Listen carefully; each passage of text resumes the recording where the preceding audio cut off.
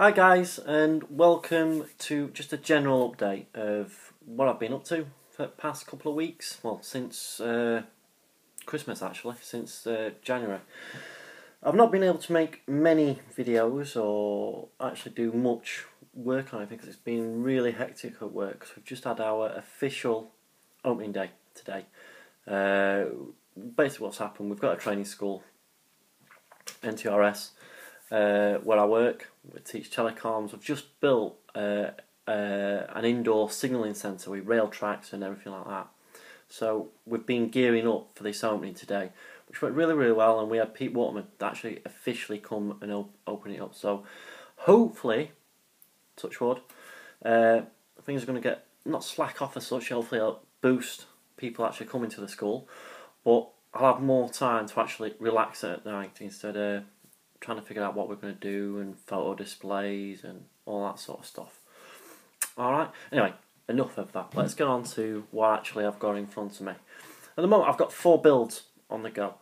One's nearly finished, 2 being clear coated and awaiting decals, and 1 I've just really started the build, which I'll probably go around them like that. Okay, so to start with, a lot of you've seen this before. It's the Messerschmitt 110 by Cyber Hobby, and hopefully you can see, oops, it's got all the decals on, and I've done some oil weathering. You can just see it up the sides here, and along where all the crew might wander, just some muddying up in the wing roots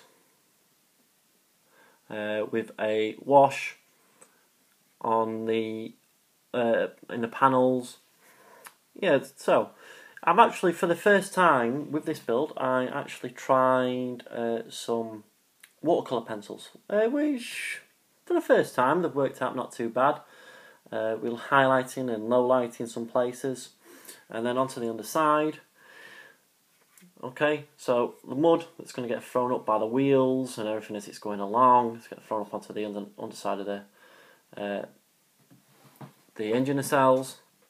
I need to do a bit more weathering as such, but I need to put a matte coat on it. Then I can do exhaust stainings, dust stainings from the cannon shells and the cannons themselves, and then it's on with a canopy and all the other bits and pieces like the propellers, the wheels, and all that sort of stuff, which are all in this nice little tub here. Okay, so that's hopefully. I might get that done this weekend or into next week. So I really want to get some building on with some of these finished. Next, again, something you've all seen before. Move on to the Spitfire.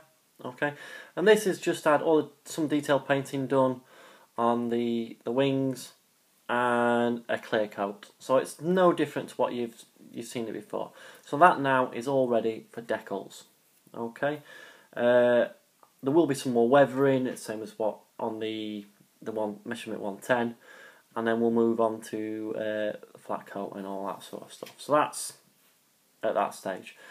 But I'm really enjoying this build when I can actually get time to do it, and hopefully I can do it justice with the weathering. Okay. Next, something you've not seen as yet is a nice little Tamiya kit. A fairly older kit, but again, Tamiya, it's gonna fly together, and this is exactly what it did. So just before the weekend, I actually sprayed this and then put some hairspray on it, and then I got it all finished, painted and what have you, and chipped. So the Tamiya Wildcat, okay. So hopefully you can see some of the chipping on the wings.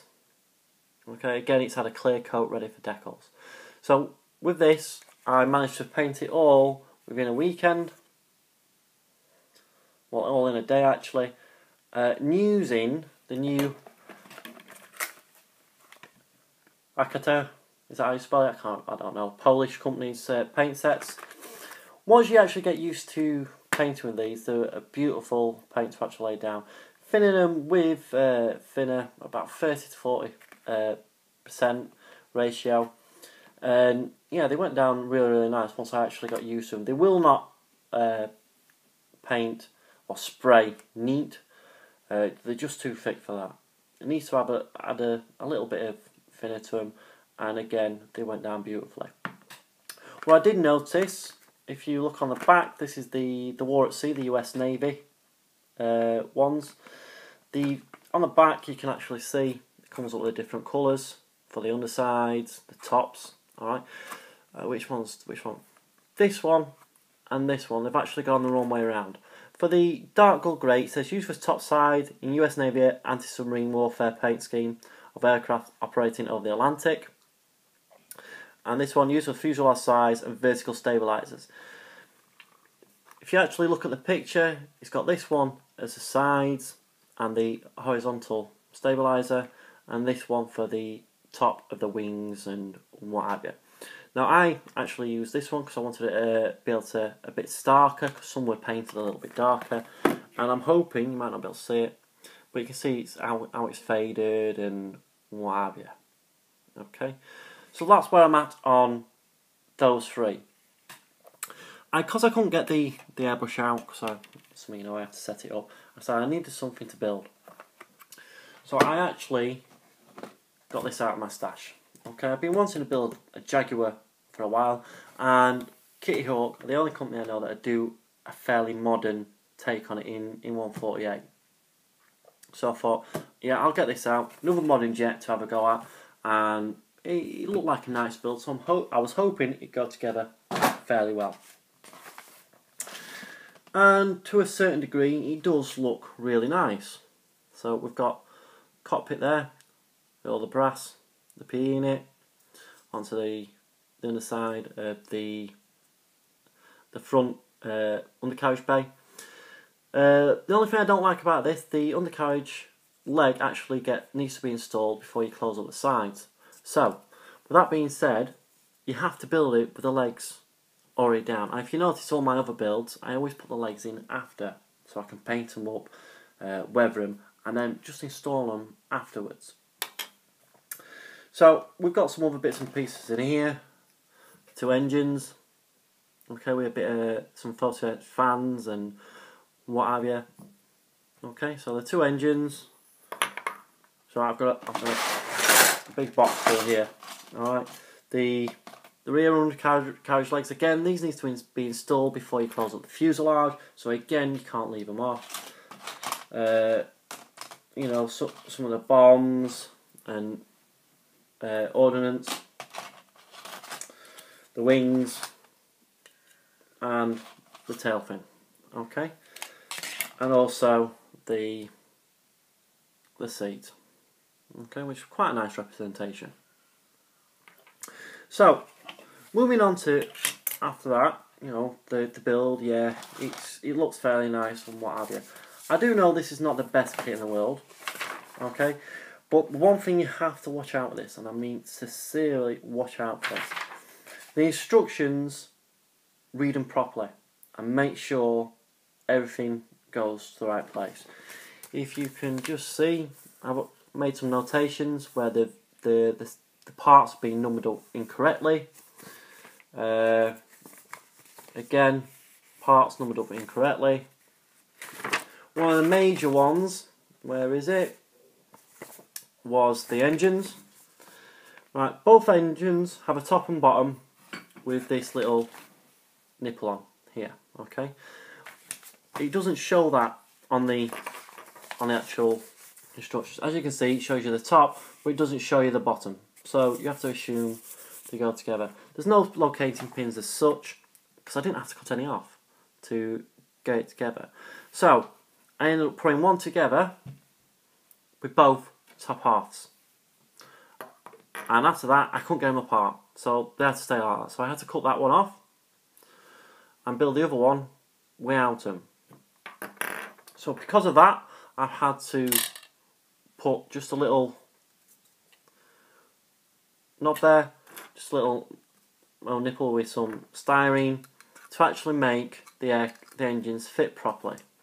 So if you just have a look where that hole is, engine slots in, and then that goes into like to keep it all nice and square. So this one, I've had to do the same, just make sure I got it the right way in now. Okay, I'm going to have to make sure I try and mount it, for exactly the same point to get it in. Alright, so it's going to be quite tricky.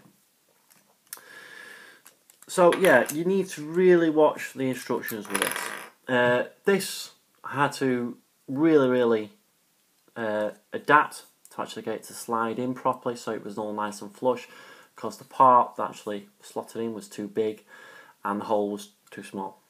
Okay, so I had to trim this down because it was too wide and make the hole bigger to get it in. Other than that, it's come together quite well. Okay, again, more problems, wrong way round. And where I'm at now, I'm about to start looking at installing all these bits on the wings.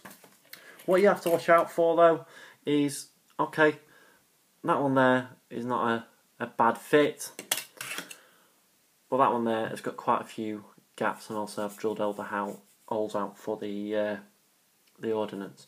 So I'm going to look at getting some perfect plastic putty if I can, just to fill them in without having to sand any of the detail off them.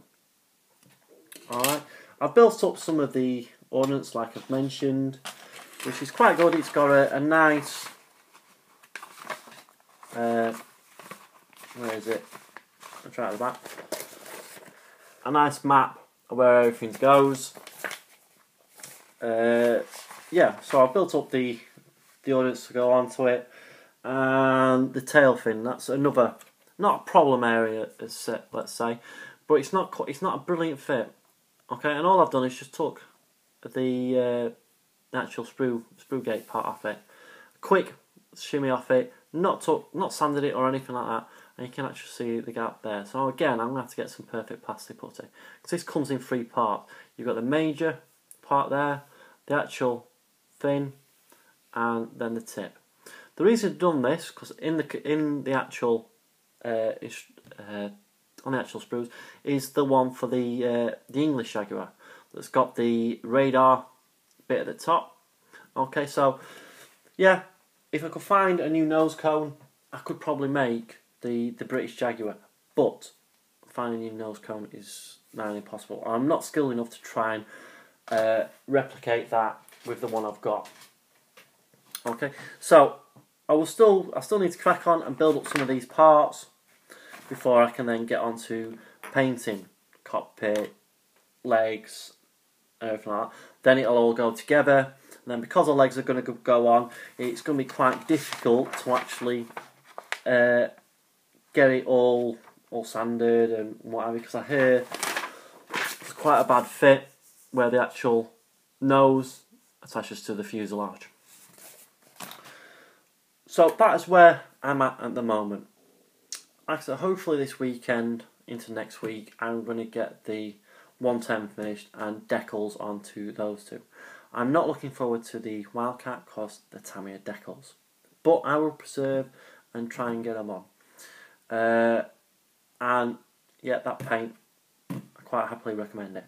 Okay, alright guys, well that's it from me. Hopefully more videos will be following, and hopefully I'll be able to watch a few more and maybe get onto some hangouts, which I'm really planning to do. Touch wood again. Alright, anyway, that's it from me guys. Stay safe and I'll see you on the next video.